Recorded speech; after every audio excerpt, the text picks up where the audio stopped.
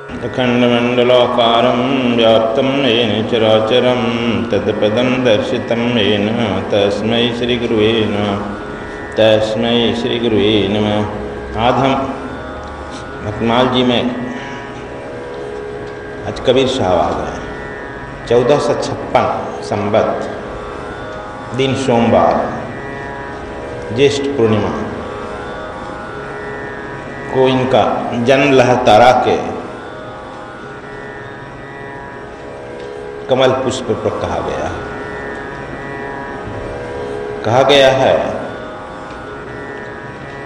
जलज माह पौधन लगे दोनों पीरन के पीर। लेकिन आश्चर्य लगता है यह कैसे। कुछ लोग कहते हैं एक विधवा ब्राह्मणी लड़की, विधवा लड़की ब्राह्मणी अपने पिता के साथ रामानंद जी का दर्शन करने गई थी। रामानंद जी ने एक पुष्प उस लड़की पर फेंका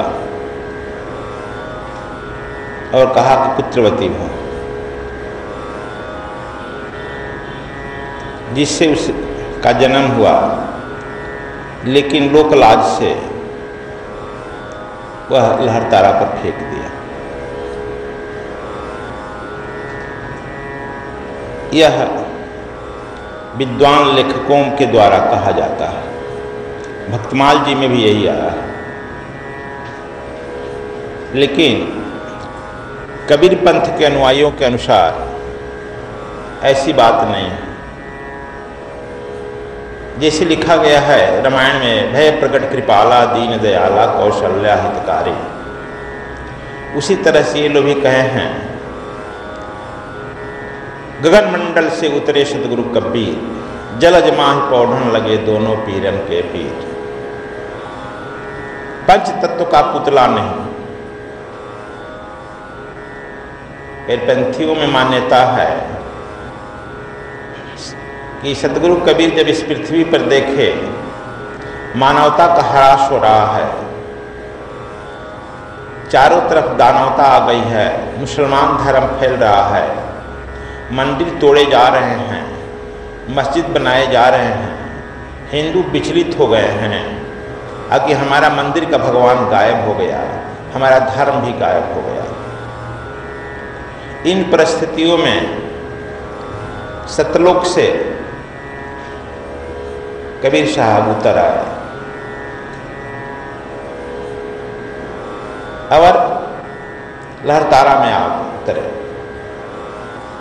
जो भी आप कहीं कहीं जाते हो, कहीं संकट में पड़ते हो और कहीं किसी देवी देवता परमात्मा को पुकार करते हो, तो आसपास जो भी कारुणिक आत्मा होती है वह तुरंत प्रकट होकर के आपकी रक्षा कर देती है। इस तरह से भारत भूमि में भी भगवान शंकर का मंदिर काशी में तोड़ा जा चुका था, अयोध्या में राम का मंदिर तोड़ा जा चुका था, कृष्ण का मंदिर मथुरा में तोड़ा जा सका। भारत के हिंदू धर्म विचलित हो गया था कि हमारा मंदिर में रहने वाला भगवान गया। जब मंदिर में रहने वाले भगवान पर भी संकट आ गया तो हमारा कौन पूछेगा। इसलिए बड़ा जोर से धर्मावतरण हो रहा था, परिवर्तन हो रहा था। इन परिस्थितियों में सद्गुरु का आगमन होता है। इस परिस्थितियों में सद्गुरु सतलोकवासी और काशी जो है हिंदू संस्कृति की नगरी है, राजधानी है, वहाँ पर ही लहरतारा तालाब में कमल के पुष्प पर आ गए।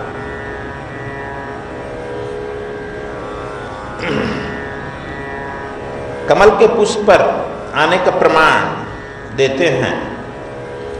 हम कहते हैं कि जहाँ से हमारी जर्नी शुरू होती है वहीं समाप्त होती है, और जहाँ से समाप्त होती है वहीं से शुरू होती है।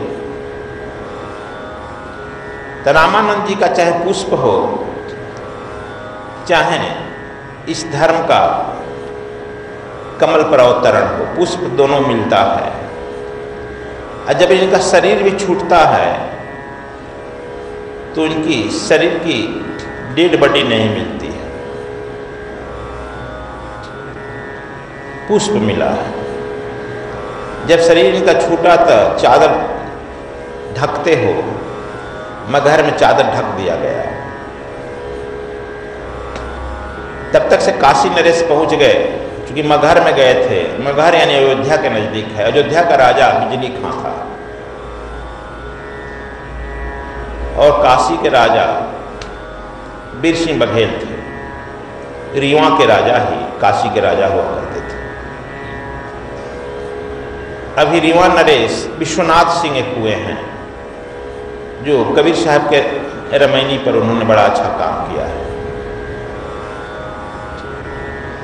तो ये पहुंचे कि हमारे गुरु हैं, इसलिए लाश हम ले जाकर काशी में समाधि बनाएंगे। बिजली खां कहा कि नहीं, शिष्य हम बन गए हैं और हमारे ही धर्म के थे, जुलाहा थे, इसलिए हम यहाँ पर मस्जिद बनाएंगे, कब्र बनाएंगे। बातचीत में सुलझा नहीं, दोनों में युद्ध ठानी। सुनते हैं कि आकाशवाणी हुई, है नहीं मुर्दा खोलो पर्दा, मिथ्या युद्ध कर ठानी। जो हम तुम लोग में एकता की संदेश देकर आए, फिर एकता अपने से जुड़ गए। पर्दा हटाओ, जहां हम लाश रखा है नहीं मुर्दा, कोई मुर्दा नहीं है, कोई डेड बॉडी नहीं। दोनों राजा कहे कि नहीं, तुम एक अकेले जाएगा, तुम उठा लेगा, तुम उठा लेगा। तो दोनों एक साथ प्रवेश किए, दोनों एक साथ जाकर चादर उठाए जहां कबीर साहब का लाश पड़ा था। लाश उठाए तो देखे कि जो पुष्प चढ़ाया गया था केवल पुष्प है। तब कहा कि इस पुष्प का आधा आधा हम लोग बंटवारा कर लें। पुष्प का आधा बंटवारा करके बीर सिंह बघेल काशी लेकर आए, जो काशी कबीर चौरा में मंदिर बना है। और वहां पर मगहर में जहां शरीर छोड़े थे, बिजली खां वहां के भी हिंदू घेरे कि तुम्हारा तो बन जाएगा, मस्जिद में कब्र बनाएगा। लेकिन हम लोग भी तो थे, हम लोग कहाँ से करके क्या पूजा करेंगे। फिर उसको भी वहां दो भाग में बांट दिया और आधे भाग में वहां समाधि बनाई गई और आधे भाग को वहां कब्र दिया गया, कब्र।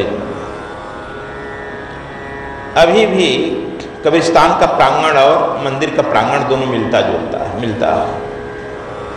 बिजली खां उस समय 700 एकड़ जमीन मंदिर में लिखा और 700 एकड़ उस कब्रिस्तान कब्र में लिखा। कब्रिस्तान का तो जमीन नहीं है, लेकिन मंदिर का जमीन अभी कबीर चौरा के अंदर में है और कबीर चौरा के ही साधु लोग वहां नियंत्रण करते हैं। मगहर स्टेशन पर जाएगा, मगहर से लेकर गोरखपुर तक हर स्टेशनों पर कबीर साहब की वाणी लिखी गई है। तो इससे प्रमाणित होता है कि इनका शरीर पंच तत्व का यह शरीर नहीं था। साबित किया जाता है कि पंच तत्व का नहीं अजगैबी पुतला, इनका पंच तत्व का यानी स्वयं प्रकट हुए, स्वयं अंतर्ध्यान हो गए। और इस तरह का इस पृथ्वी पर और किसी संतों के साथ नहीं मिलता है।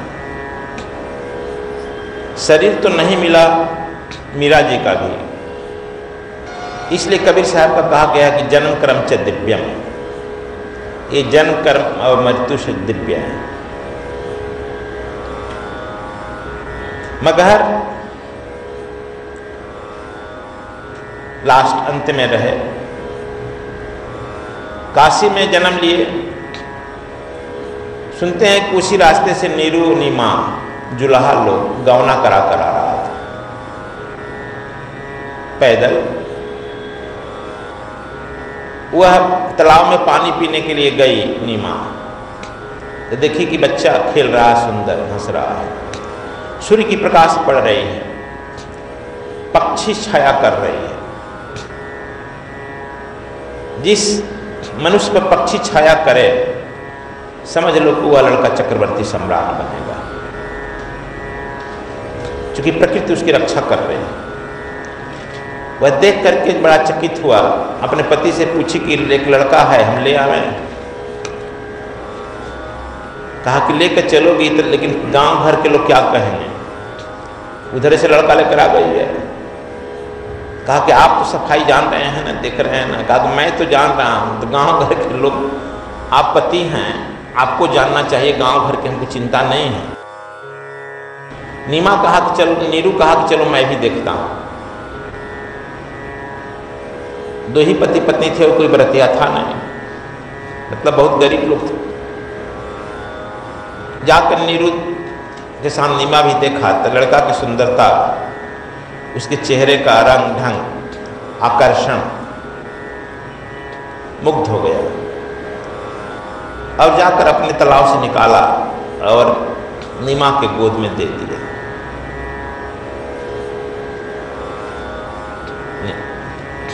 और नीरू नीमा लेकर आए। जो हल्ला होता है तो होगा ही ना, आस पड़ोस के मुसलमान सबकी, देखो उधर से लड़का लेकर आई है। झेलना पड़ता है सत्य पथ पर भी चलने पर, लेकिन दैव संजोग नीरू नीमा से कोई लड़का नहीं हुआ। और कबीर साहब जैसे बड़ा हुआ, नामकरण के हुआ, काजी मौलाना को बुलाया गया। इनके अपने से मुंह में निकला कबीर, कबीर कहो, कबीर मेरा नाम है। काजी मौलाना कहा कि नहीं, कबीर जो है फारसी शब्द होता है। कबीर का अर्थ होता है परवरदिगार, काया कबीर परमात्मा। मुस्लिम धर्म में परमात्मा का अवतरण नहीं माना जाता है, उसका मैसेंजर आता है। भारत में पूर्ण परमात्मा का अवतरण माना गया है। यह बात इनके साथ एक कबीर। अकबर भी बीरबल से यह प्रश्न किया, तुम्हारा परमात्मा बड़ा कमजोर है। कहा कि कैसे सरकार? कहा कि तुम्हारा परमात्मा अवतरित होता है, युद्ध करता है, झगड़ा करता है, मारता है, पीटता है, वहीं से क्यों नहीं हाथ घुमा देता है, बस ऐसा हो जाता है? ये तो बड़ा कमजोर है ना। हमारा अल्लाह परवरदिगार तो आता नहीं है, वहीं से बैठे बैठे जो चाहता है कर लेता है। बीरबल इलाहाबाद के थे, ब्राह्मण थे। उनका जन्मभूमि, इसलिए का जमुना से होकर इलाहाबाद के रास्ते एक दिन घूमने का प्रोग्राम बनाया। बीरबल, अकबर का पूरा परिवार, उनका लड़का पोता भी चला नाव पर।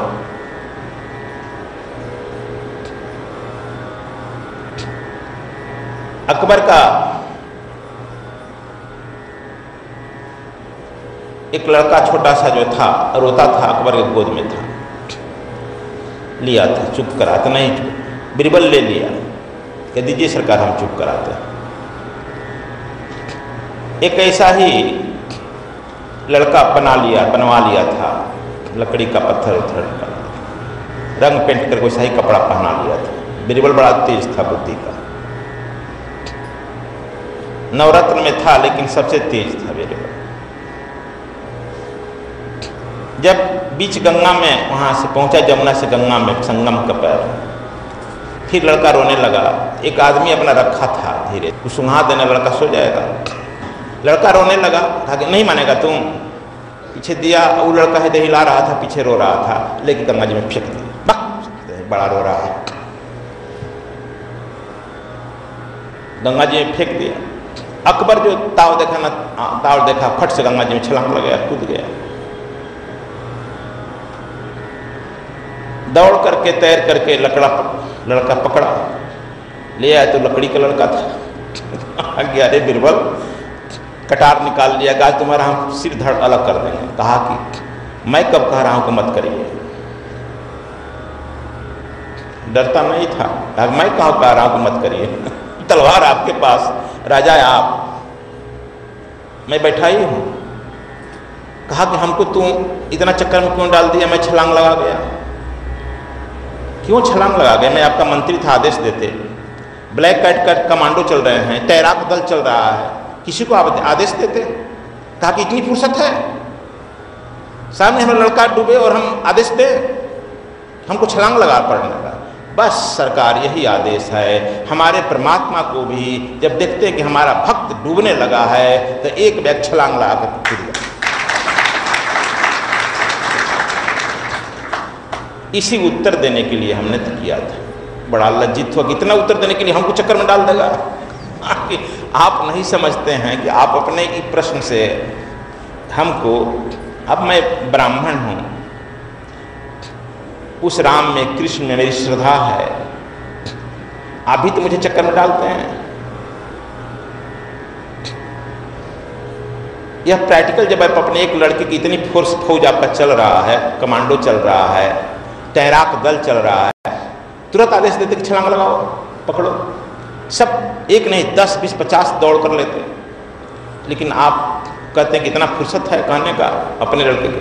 उसी तरह से हमारा परमात्मा हमसे इतना प्रेम करता है, जैसे ही उसका भक्त चक्कर में पड़ता है अपने कूद जाता है। यह उत्तर बिरबल दिया, इसकी बुद्धिमत्ता ठीक दिया। तब से अकबर नहीं कमेंट करता था और हिंदू धर्म पर सहिष्णुता बरतने लगा था। खैर, उसी परंपरा में कबीर साहब का भी आगमन हुआ, नामकरण हुआ। कबीर मौलाना लोग भाग गए। साल भर पर होते 6 महीना पर खतना होता है ना, खतना। खतना करने के लिए मौलवी आए, एक मुसलमान हो, खतना जल्दी कराओ, संस्कार कराओ। खतना कराने के लिए जब पंडित लोग आए, मौलाना लोग आ गए, चक्कू होता है ना पिया करके करने के लिए। अब सगुन घटना घटने लगी।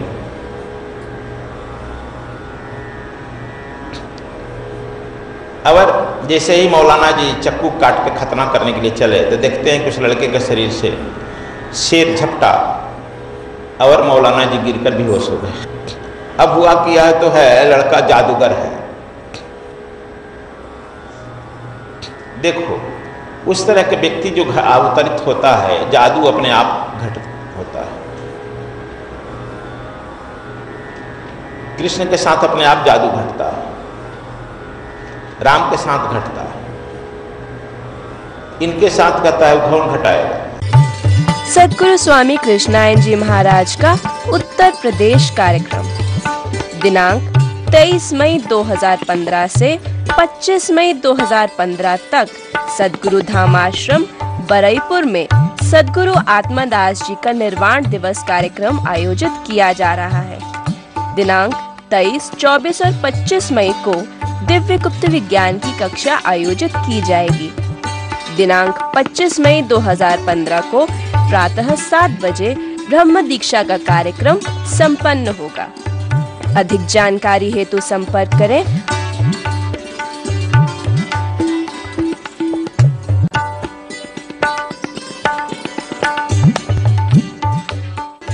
सद्गुरु स्वामी कृष्णायन जी महाराज का उत्तराखंड कार्यक्रम दिनांक 31 मई दिन रविवार से 6 जून दिन शनिवार तक सद्गुरुधाम आश्रम बद्रीनाथ धाम में स्वर योग साधना शिविर आयोजित किया जा रहा है।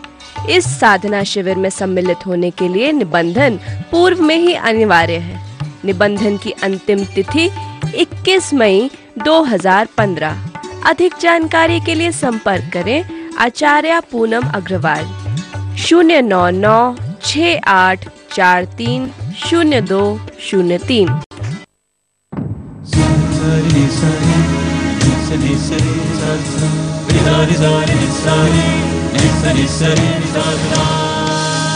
ये है वैदिक ब्रॉडकास्टिंग।